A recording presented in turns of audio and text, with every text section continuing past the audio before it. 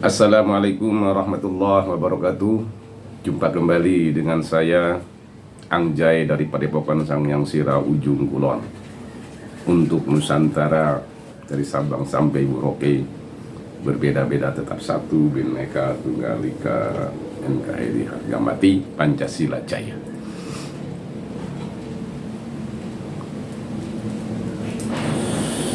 Saudara-saudara sebangsa dan setanah air, terkait Pulau Rempang ya, atau Tanah Rempang yang ada di Pulau Batam. Ini lagi viral sekarang. Saya menghimbau pada masyarakat, rakyat negeri Indonesia yang kita cintai ini, agar tidak mudah terprovokasi dengan perkara atau permasalahan yang ada di Tanah Rempang, Pulau Batam.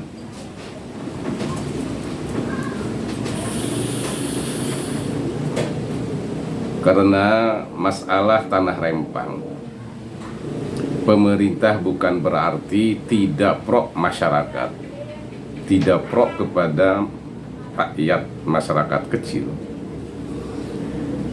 Pemerintah sebagai pemegang dan pelaksana hukum, maka semua warga negara yang ada di negeri kita yang kita cintai ini, itu di mata hukum semuanya sama.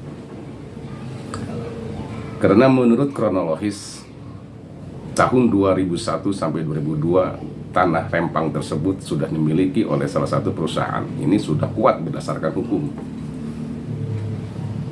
Karena sudah lama tidak digarap, kemungkinan ini berbicara oknum pemerintah daerah setempat di sana, itu dihak milikan lagi kepada masyarakat. Nah, ini kita dalam hal ini harus cermat, harus bijaksana menyikapi, jangan sampai mudah terprovokasi oleh segelintir orang yang memang secara sengaja dan masif selalu mencari sela-sela kesalahan pemerintah. Mereka selalu berupaya bagaimana caranya untuk menjatuhkan pemerintahan kita yang sah sekarang ini, karena mereka adalah pasukan-pasukan sakit hati. Karena kalau di hati mereka, di hati kita pun ya, kalau sesuatu sudah dirasuki kebencian, maka sehebat apapun, sebijaksana apapun roda pemerintahan dilaksanakan dengan adilan bijaksana, kalau hati sudah diracuni dengan kebencian, tidak akan bisa menerima. Nauzubillah min dzalik. Padahal dalam hal ini pemerintah pun sudah memikirkan sejauh mana untuk menerapkan hukum yang ada di negeri ini, agar semua di mata hukum sama. Maka pemerintah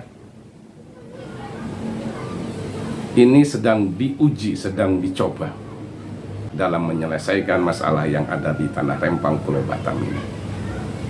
Dan saya yakin pemerintah pun akan memperhatikan dan akan menempatkan masyarakat tersebut yang ada di Tanah Rempang, akan diganti dengan tempat yang lebih layak dan lebih layak dan lebih baik. Maka kita jangan, sekali lagi, kita jangan mudah terprovokasi yang tujuannya agar kita rakyat negeri ini, ada upaya orang-orang yang selalu menanamkan agar kita membenci kepada pemerintah kita.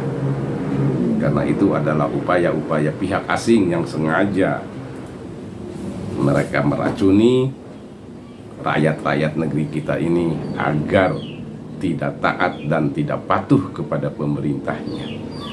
Kalau masyarakat sudah tidak patuh kepada pemerintahnya, maka disitulah bintik-bintik kerusakan dan kehancuran negeri yang kita cintai ini. Maka kita sebagai warga negara yang baik, jangan mudah terprovokasi. Kita serahkan kepada pemerintah. Insya Allah pemerintah pun tidak akan semena-mena terhadap rakyat negeri ini, karena mereka adalah sebagai pengemban amanah keadilan sosial kesejahteraan untuk masyarakat negeri yang kita cintai ini. Untuk lebih paham dan jangan sampai gagal paham, mari kita simak dan saksikan video ini, di mana di dalam video ini pemerintah yang dalam hal ini diwakili oleh Menteri Polhukam Bapak Mahfud MD menjelaskan sedetil-detilnya kejadian kronologis yang ada di Tanah Rempang, Pulau Batam. Monggo saksikan agar kita jangan mudah terprovokasi, ya. Mangga. Rempang, Pak. Turun. Rempang, Pak. Dan gas air mata, Pak. Gas air matanya ini kan kena anak-anak sekolah. Kontrak warga dan aparat di Rempang, Pak. Ya, ya kita tetap secara hukum minta kepada aparat penegak hukum untuk menangani masalah kerumunan orang itu atau aksi unjuk rasa atau yang menghalang-halangi eksekusi hak atas hukum itu supaya ditangani dengan baik dan penuh kemanusiaan. Itu sudah ada standarnya ya. Itu masalah tindakan pemerintah dan tindakan aparat supaya Polri hati-hati. Tapi masalah hukumnya juga supaya diingat. Banyak orang yang tidak tahu bahwa tanah itu, Rempang itu sudah diberikan haknya oleh negara kepada sebuah perusahaan, entitas perusahaan untuk digunakan dalam hak guna usaha. Itu Pulau Rempang. Itu tahun 2001-2002. Sebelum investor masuk, tanah ini rupanya belum digarap dan tidak pernah ditengok. Sehingga pada tahun 2004 dan seterusnya menyusul dengan beberapa keputusan, tanah itu diberikan hak baru kepada orang lain untuk ditempati. Ya, padahal SKH-nya itu sudah dikeluarkan pada tahun 2001-2002 secara sah. Nah, ketika kemarin pada tahun 2022 investor akan masuk, yang pemegang hak itu datang ke sana, ternyata tanahnya sudah ditempati. Maka kemudian diurut-urut ternyata ada kekeliruan dari pemerintah setempat maupun pemerintah pusat, dalam hal ini Kementerian LHK. Nah, lalu diluruskan sesuai dengan aturan bahwa itu masih menjadi hak karena investor akan masuk. Nah, proses pengosongan tanah inilah yang sekarang menjadi sumber keributan, bukan hak atas tanahnya, ya, bukan hak guna usahanya, bukan hak, tapi proses, karena itu sudah lama kan, sudah belasan tahun orang di situ, tiba-tiba harus pergi misalnya. Meskipun menurut hukum kan tidak boleh karena itu ada hanya orang kecuali lewat dalam waktu tertentu yang lebih dari 20 tahun. Pak, katanya itu kan pemukiman tanah ulayat ya, Pak. 37 kampung tua, kampung Melayu. Enggak tahu. Pokoknya proses itu secara sah sudah dikeluarkan oleh pemerintah tahun 2001-2002. Jadi di catatan pemerintah tidak ada yang menyebutkan kalau itu tanah ulayat gitu ya. Ya, mungkin yang tahu itu BPN dan LHK ya. Saya enggak hafal satu persatu kasus itu. Saya kan enggak pegang buku catatan tadi. Pak, mungkin mungkin tidak. Bisa dijelaskan lagi Pak sedikit soal kekeliruan dari pemerintah dalam hal ini kayak apa? Ya, mengeluarkan surat itu, surat izin penggunaan oleh pihak lain yang tidak berhak. Itu kalau tidak salah sampai 5 atau 6 itu dibatalkan semua karena memang salah sesudah dilihat dasar hukumnya. Itu lebih tepat dilakukan daripada misalnya dibiarkan berlarut-larut. Karena haknya itu ada dan itu mau investasi. Orang sekarang sudah banyak investor mau masuk, ternyata tanahnya tidak ada.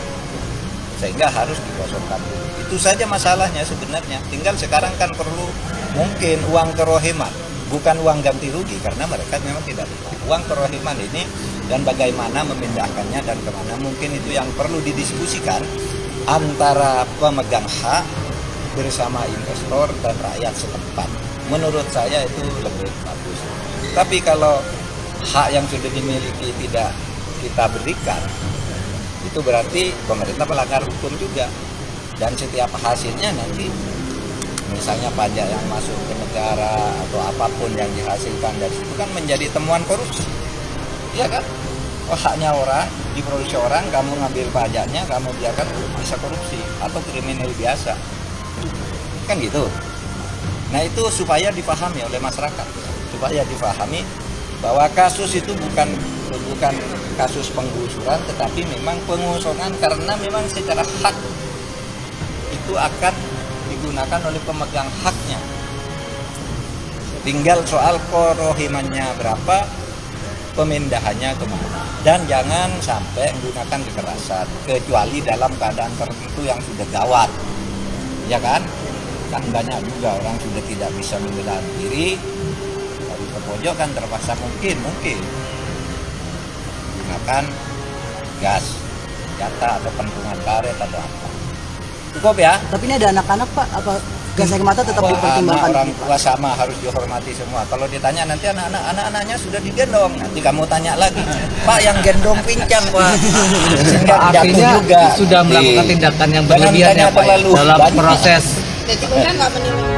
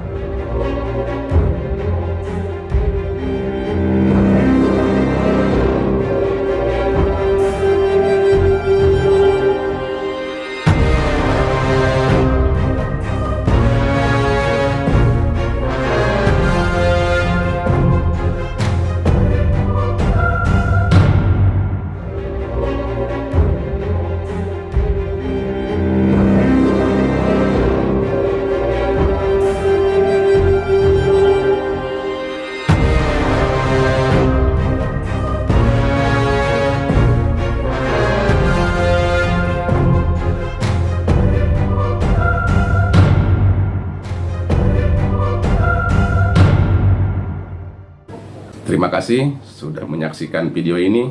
Mudah-mudahan kita sebagai warga negara yang baik tidak mudah diobok-obok oleh segelintir orang yang penampilannya luar biasa, tapi tujuannya untuk memecah belah umat dan selalu menanamkan di hati masyarakat negeri yang kita cinta ini, selalu berupaya agar membenci pemerintahan yang sah. Nauzubillah min dzalik. Tetap jaga persatuan dan kesatuan. Siapapun yang jadi pemerintah, yang jadi pemimpin di negeri ini, secara konstitusi itu adalah raja kita yang harus kita dukung segala program-programnya. Adapun kesalahan sekecil apapun dan sebesar apapun, kita manusia biasa pasti ada kesalahan. Kalau ada kesalahan, tolong untuk memberikan koreksi dengan cara yang baik dan pakai etika yang baik. Pemerintah selalu welcome, karena negeri ini tidak akan bisa berjalan dan tidak akan bisa maju dan sejahtera tanpa ada kritikan. Tapi ingat, kritikan yang pakai etika, bukan kritikan yang selalu mencari kesalahan-kesalahan pemerintah. Mungkin itu saja yang bisa saya sampaikan. Tetap jaga persatuan dan kesatuan. Jaga NKRI yang kita cintai ini hingga yaumil kiamat. NKRI harga mati, Pancasila jaya. Wallahul muwaffiq ila aqwamit thoriq wa billahi taufiq wal hidayah. Assalamualaikum warahmatullahi wabarakatuh.